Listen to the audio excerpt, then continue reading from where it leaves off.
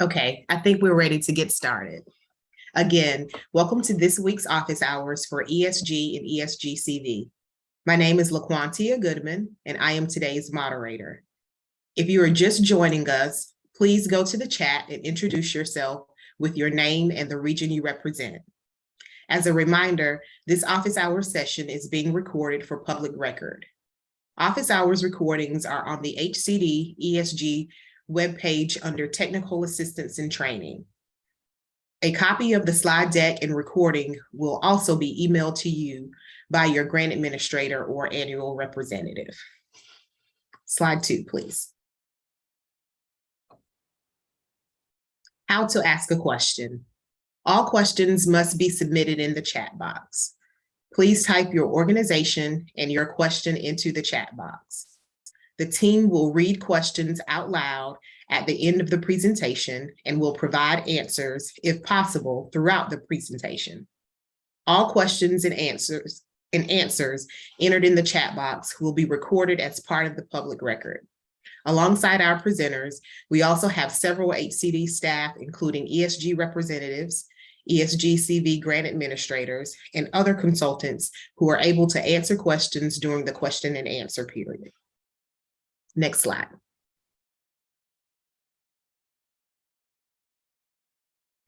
Today's office hour session agenda includes the following: ESG and ESG-CV updates, office hours update, upcoming trainings, ESG and ESG-CV question and answer, and today's spotlight session, ESG-CV outcome measures preliminary data.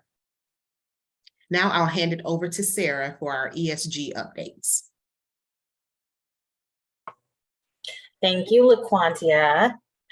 Good morning, everyone. Just a few updates. 2022 NOFA applications, they are due today by 5 p.m. I did want to note, after going into ESG this morning and looking at the applications, that we are still missing 9 recommendation packages and 9 COC applications. So please make sure that you get those submitted by 5 p.m. today. If you have any questions, make sure that you email us at the esgnofa@hcd.ca.gov, or you can email me directly at sarah.theobald@hcd.ca.gov. Next slide, please.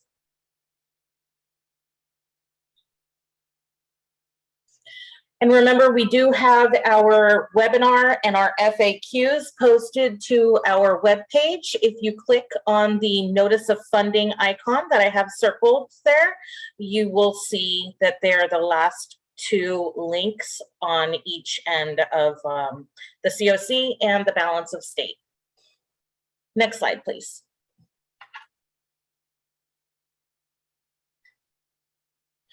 So 2020 ESG annual contracts, we're going to keep hitting this until next week. You have you have exactly 1 week to turn in your final RFF to close out your contract. We have to have those by August 24th, along with the certification of closeout form. Remember, the expenditure deadline is July 7th, so do not include any expenses past that July 7th date. As for the 2021 ESG contracts, those are all being routed and moving along pretty quickly. So everybody should start receiving emails from eCivis asking to accept the award. What you will need to do is log in, print out the 213, have it signed, upload it, and then click accept. If you have any questions in regards to this, please make sure you email us at the ESG NOFA inbox. Remember, avoid recapture of funds. The 2021 contracts do have expenditure milestone deadlines. We do have a few contracts that are coming up on that 20% expenditure milestone deadline, which is 120 days from execution date. If you have a question in regards to that, please make sure you email us. Next slide, please. So also with the 2021 contracts, avoid receiving the STD 209s and reimbursement delays. Just wanted to remind everybody that all of the 2021 contracts are managed in eCivis. So all requests for funds must be submitted through the system. Please do not email the request to your representative. They must be completed within the eCivis system for the 2021 contracts. Also, every request for funds must also include a completed detailed expense report, and HCD will be conducting mini monitoring for every reimbursement request. What that means is that once you have submitted your financial report for the request for funds, your ESG rep will then send you an email letting you know which line items have been selected for monitoring, and you will just send back the information in that secure SharePoint site. Be sure to have the supporting documentation ready to submit when requested from your representative. Next slide, please. And this week, I'm going to spotlight one of our policies because our 2022 applications are going to be due today. So I wanted to remind everybody about the homelessness prevention. HCD will not reimburse any expenses submitted for 2021 contracts until we have received, reviewed, and approved your written HP policies and procedures. 2022 applications that have requested HP funding will also apply. Due to staffing time constraints, we cannot review your draft HP policies and procedures. You would need to submit finalized policies and procedures. Be sure to review our homelessness prevention manual and homelessness eligibility policy for additional requirements that are now being implemented. Next slide, please.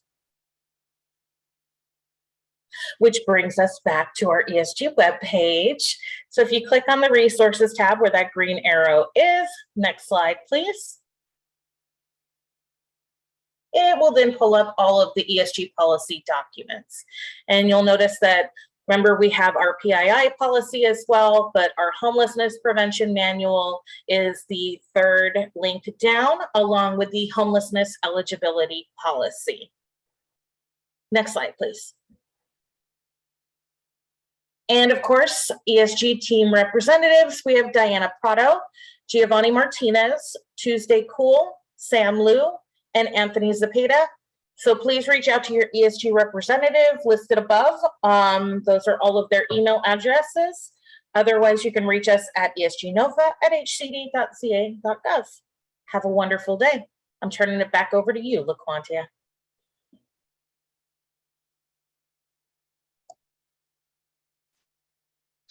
Thank you, Sarah. Next slide, please. I now have a few ESG-CV reminders and updates. HCD is now amending ESG-CV contracts to extend the contract expiration date to 12/31/2023. Email reminders were sent to those ESG-CV grantees whose expenditure deadline was 7/30/2022. Once HCD receives your amendment request in eCivis, we will begin routing your contract amendment, which will extend your contract dates. The next step will be for subrecipients to submit a contract amendment in eCivis. Amendments must be submitted in eCivis by close of business day, August 17th, which is today. Instructions on how to submit a contract amendment have been emailed to you by your grant administrator. Reach out to your GA if you need assistance. Next slide. The new term of agreement and performance milestones are as follows. This agreement will expire on December 31st, 2023. All program funds for projects, street outreach, emergency shelter, rapid rehousing, and homelessness prevention shall be expended by September 30th, 2023. All funds for HMIS and administrative costs shall be expended by October 31st, 2023. All final funds requests shall be submitted to the department by November 15th, 2023. Next slide. New expenditure milestone requirements. In accordance with HUD's expenditure deadlines included in the CPD 2206 ESG-CV notice, grantees must meet the following expenditure deadlines for ESG-CV funding. Should the grantee not meet the following expenditure requirements, HCD reserves the right to recapture any unspent ESG-CV awarded funds up to the maximum amount listed below. Percentage of the ESG-CV award is 75%. The expenditure deadline, January 31st, 2023. Maximum recapture, the difference between the 75% of the total award and the amount drawn in IDIS as of January 31st, 2023. Next slide. And some things to keep in mind. You cannot submit an RFF in eCivis after July 30th, 2022 if your current contract has an expenditure deadline date of July 30th, 2022. Some communities have already received an amendment extending their expenditure deadline to 9/30/22 and contract expiration date November 30th, 2022. So those communities do not fall under the July 30th, 2022 RFF deadline. Once your contract amendment is executed, then you can submit your next RFF. If you have extenuating circumstances and need to submit an RFF while your contract amendment is being processed, you must inform your grant administrator and receive written approval from HCD to submit an RFF before the contract amendment is executed. Please note, you cannot submit an RFF with expenditures past your current expenditure deadline date in your most recently approved executed contract. See Exhibit A for the exact date. Next slide. Our upcoming office hours topics are as follows. Next week, we'll have cultural humility on August 31st, COC clinic, September 7th, procurement, and September 14th, HMIS clinic. The links for the office hours registration is on this slide, as well as other links for previous recordings. Next slide.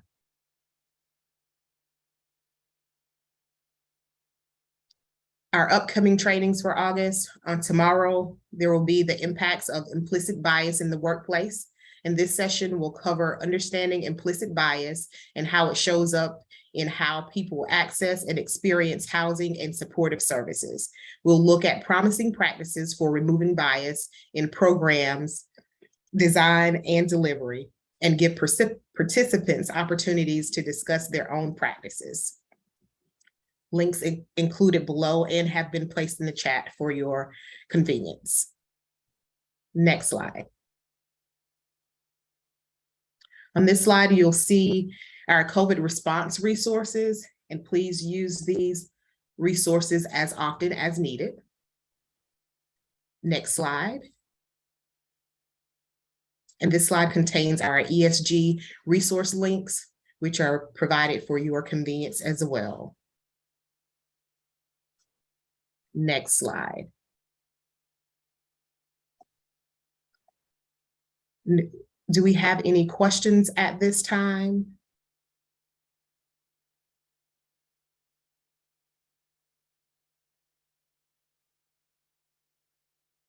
Okay. So I don't think we have any other questions that have not been answered in the chat. So we will. Can we, Yes. do you mind at least reading Sarah's question for those that might be listening to the audio recording? Sure. So the question or the following questions were asked. What sources of funding can be used as cash matching for ESG? And what can CBDG funds be used as matching for ESG? I'm trying to see. Sarah, I don't know if you want to say it verbally. Yeah, I just posted the HCD's match policy, which we will probably go over next week as a spotlight. But please make sure that you review HCD's match policy. It is in the resources tab, same place that you can find the homelessness prevention information.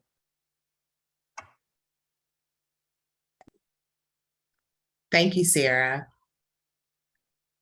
Next slide. If you have any further questions and don't have time to get them in the chat, please feel free to contact your annual ESG representative or email the group at esgnofa@hcd.ca.gov or contact your ESG-CV grant administrator.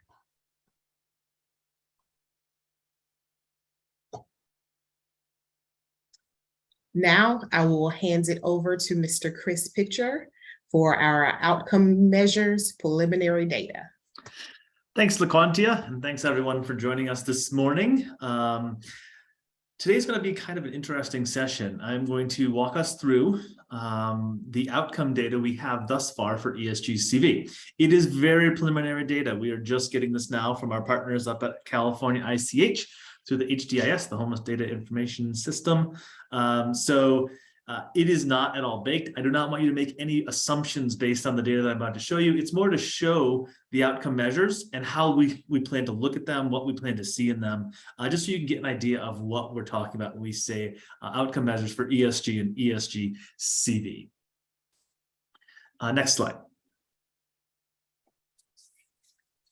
Okay, so we're going to talk about HDIS and ESG-CV just a little bit, just to remind folks what we're doing. We'll talk through each outcome measure.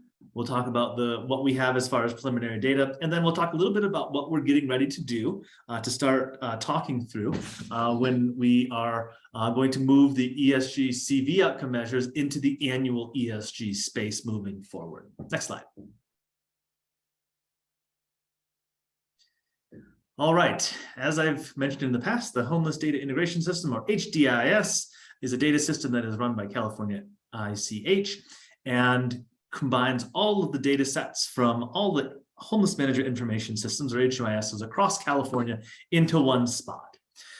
We have asked your HMIS leadership at each community to put a code into the system that looks like ESG-CV 1-00 and a number that is specific to each community, so that we can differentiate the ESG-CV funded by the state of California versus the ESG-CV funded locally by other places like your county or your city. This is important, and to note that we have not finished this part yet. The data that I'm going to show you today is everything. It is your data as California, state California money. It's also local county money, city money. Anything that's ESG-CV in the state of California is what we're going to talk about today. As we do this moving forward, we will filter it just for the codes that are ESG-CV 1-00 and whatever your code is for your community. We will use this universe to report on outcome measures moving forward. Past preliminary data, so our next pull of data will be our first actual data that we will start using at California HCD to understand the outcomes we're having with the ESG-CV program. And obviously for us, it means when we work with HDIS, we get to not have to hassle all 40 COCs for data. You have already given that information to HDIS. We're going to leverage that and work on from that data set to really understand the impacts of our programs on the local level. Next slide. Okay. So the initial data we're talking about today, I'm going to say this probably 7 or 8 times, is all ESG-CV data across the state of California. So not just California HCD, but also your local counties and city jurisdictions. We have not filtered it yet. We are working on getting those filters and that universe built with Cal ICH. We did, for this around, we did talk about the logic last time around in these measures. We did update some of our positive housing destinations that we missed from the 2022 data standards. It's a minor thing. It didn't change the data much, but I wanted the folks to know that. And there are no conclusions of performance based on what we're looking at today. You cannot glean performance based on this. There's lots of factors, but it can help us just kind of a little bit understand where we're headed. Where are things going well? Where are things not going so well? So with that, we'll hop into our measures. Next slide. Okay. Our first measure is on rapid rehousing, and that is the percentage of people who remain in rapid rehousing at the 6-month, 9-month, and 12-month mark. This is any client with an enrollment, which equals a housing move-in date, that are at any of these different stages of being in rapid rehousing. Now, a lot of our data here is not 12 months old yet.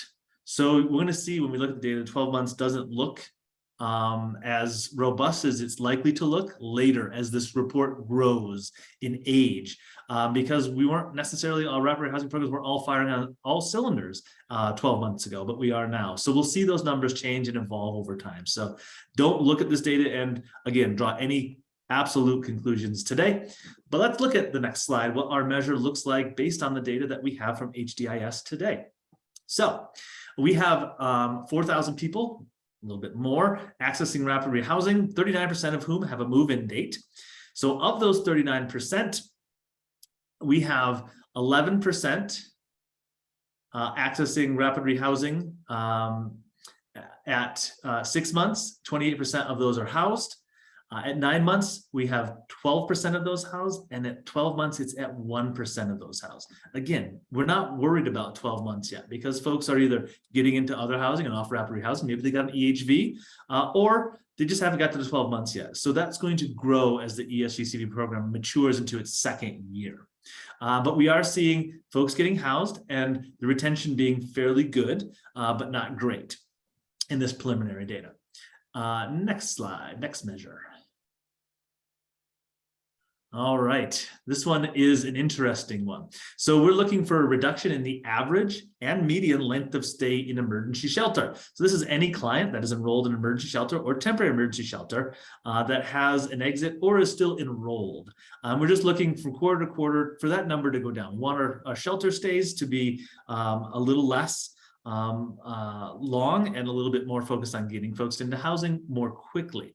So let's look at where we're at right now. We cut this data in two ways. So let's look at the preliminary data here.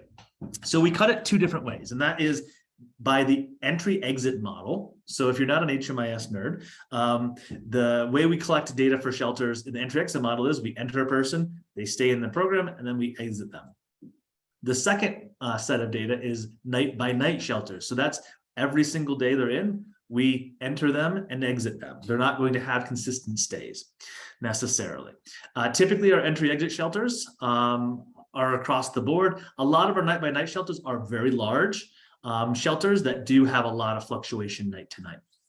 So let's look at the data. What is our median and average length of stay? For entry-exit type of shelters, our average days in emergency shelter is 65 days. Our median is 20. So if we were looking at this next quarter, we want to see that be below 65 and be below 20. For night-by-night shelters, the average days in shelter is 92 and the median is 75. We can't draw a ton of conclusions on why night-by-night shelters are so much higher in their length of stay, because you'd expect to see a lot more folks in night-by-night shelters not stay consistently and bounce in and out, but we're seeing longer stays there. So we need to dig into that data just a little bit deeper and figure out why that's happening. So let's go to our next measure. All right, we're staying in an emergency shelter, and this is people who leave emergency shelter for a positive housing destination. So that's anything that's basically not the streets. Anything that could be transitional housing, permanent housing, rapid rehousing, an EHV voucher, lots and lots of different exit destinations. But it shows us that we're taking a person who was in crisis and shelter, and they're in a better place than they were. That's a success for emergency shelter. So let's see what our preliminary data looks like. So we had a little over 3,000 exits out of our almost 24,000 enrollments, and only 13% of those exits were to a positive housing destination. Now, there could be a lot of reasons for this. Perhaps shelters having to decompress some more, folks having to go back on the streets, but obviously we want to see this positive housing destination percentage rise. And I think we will see that as we clean our data, as we pull the data moving forward. So I'm not super duper concerned that this is low, but it is something we're going to want to see improve over time. Let's look at our next measure. All right, so much in the same vein as our last measure, rapid rehousing exits to a positive housing destination. So this is any client that has an enrollment, a move-in date, and then a destination. So a destination that we're looking for positive is a little less than emergency shelter, because you could go from rapid to emergency shelter, and that is not necessarily a positive move. But another rapid rehousing program, a permanent supportive housing program, a voucher, other types of housing that is more stable and permanent. So let's look at what we have for rapid rehousing for positive housing destinations. We have 26% of our folks leaving rapid rehousing to a positive housing destination. That's 271 out of 1,024. This is higher than shelter, but we would like to see this also a little bit higher in the future. And I think we will see that as we continue to look at the data, dig in, and figure out why those numbers are like that. And obviously, there's a lot of folks who are still just enrolled in rapid rehousing that are going to be successful. They just haven't exited yet. So I'm not, again, super concerned this number is low, but we would like to see it be a little bit higher to show our real positive impact of our rapid rehousing programs. Next measure, please. All right. So this is a system-wide measure of people who return to homelessness. So that's shelter, street outreach, or temporary emergency shelter from any permanent housing, whether that's rapid rehousing, could be a PSH, could be EHV in 6, 9, and 12 months. So we just want to know, what is our recidivism? Are people churning back into the homeless service system in the emergency portion of our homeless service system, shelter, street outreach, temporary emergency shelter? Let's take a look at this measure preliminary data. We didn't have any. We did have another poll of data that came to me yesterday that I didn't have time to update here that did show that there were some returns, but having no returns isn't necessarily a bad thing, but I also don't think it's completely accurate. I think as we refine the data sets from preliminary to final, we're going to see that there are a few more returns into homelessness here out of our permanent housing, our rapid rehousing, PSH at 9, 12, and 16. I said that backwards. 6, 9, and 12 month periods. Next data set, please. All right. Percentage of those that obtain a housing permanent, a permanent housing destination that's positive, or a positive housing destination rather, from street outreach. So this could be shelter, because getting folks off the street into a shelter is always a good thing. Safe haven, transitional housing, any of our permanent housing, rapid rehousing, so on.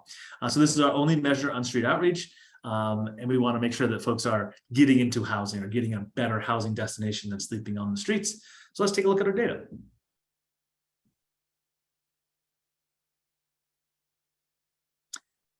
Okay, so you can see that we had of the 8,000 folks enrolled, a little less than 1,200 have a destination, and 14% of those were positive. This isn't surprising because a lot of folks in our street outreach programs just disappear or are hard to find. So they end up being exited to the same destination. 14% is great. We'd like to see that a little bit higher moving forward as we refine the data and get a little bit smarter about our programs. But 14% is definitely nothing to be ashamed of. Next measure, please. And that's the percentage of people that enter the homeless service system. So go into our emergency piece of our homeless service system, shelter, street outreach, temporary emergency shelter, after getting financial assistance through homelessness prevention. So not just being served by HP, but actually receiving money to stay housed, and yet they still become homeless and end up in our emergency service system. So this is our only measure on homelessness prevention. Let's take a look at the preliminary data. So out of the 4,200-ish enrollments, 63 ended up back into an emergency shelter, temporary shelter, or street outreach situation, which is only 1%, which means we are targeting our homeless prevention, or our data is incomplete. That we are not having a lot of folks being served by homelessness prevention that ultimately become homeless, which is what we fear with using homelessness prevention in a non-targeted manner. So this is a pretty good outcome. Obviously, we'll continue to look at this number and see how it goes up and or down. And that was our last outcome. So let's talk a little bit about where we're going. That was ESG-CV, again, for the entire state. Every jurisdiction's ESG-CV funds working together, not just the California HCD data. We are going to begin to pivot. We're going to keep doing the ESG-CV outcome measures, but we also need to develop some for annual ESG. We plan to use the same measures in the same logic and apply it to single years of funding. So as you heard Sarah talk about fiscal year 20 and 21 and 22, we will do each of those years as singular pulls of data. So we will have a look at 20, a look at 21, a look at 22, and be able to mark where things are year over year and look at our outcomes as they go. So they're going to be very similar. This HMIS setup guidance and the codes are going to look very similar to that. And we're just getting underway. I believe we're meeting tomorrow, actually, to get this process underway, to begin looking at data, probably from HDIS around the fall of this year. And we'll bring those data here as well to just give you an idea of where we are in performance and where we might need to make some improvements in our local performance. So that's what's on the future for us, is to go from ESG-CV to annual ESG and really look at outcomes and see what impact are we really having on homelessness in the state of California via these funds. Next slide should be the last slide.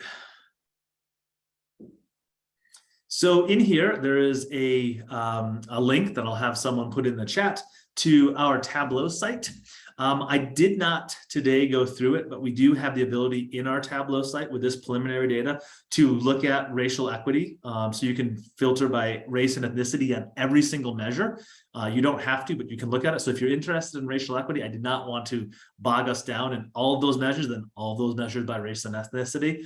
But this is something that we have up there for you to play with. Again, preliminary data. Do not draw hard conclusions out of this. This is really just a first pull. We've fixed the logic. We know the logic is right. We haven't got the universe correct just yet, but we're going to get there. So I want you to have access to the Tableau site that I'll stick in the chat at some point before the session ends.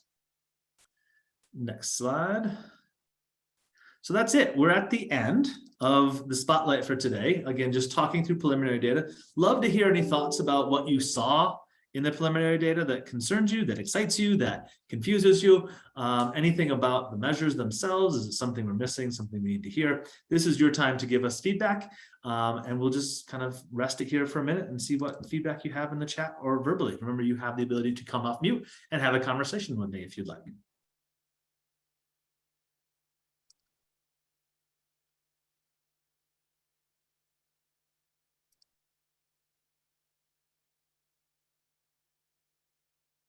And I'm currently working on getting that link to our public Tableau site for you. Put that in the chat. There's our public Tableau site with the data that I just described today. I did mention that we have a new set of data. I have not had time to go through it. I got it yesterday, so we'll be updating and having a new version of preliminary data in a couple weeks, most likely.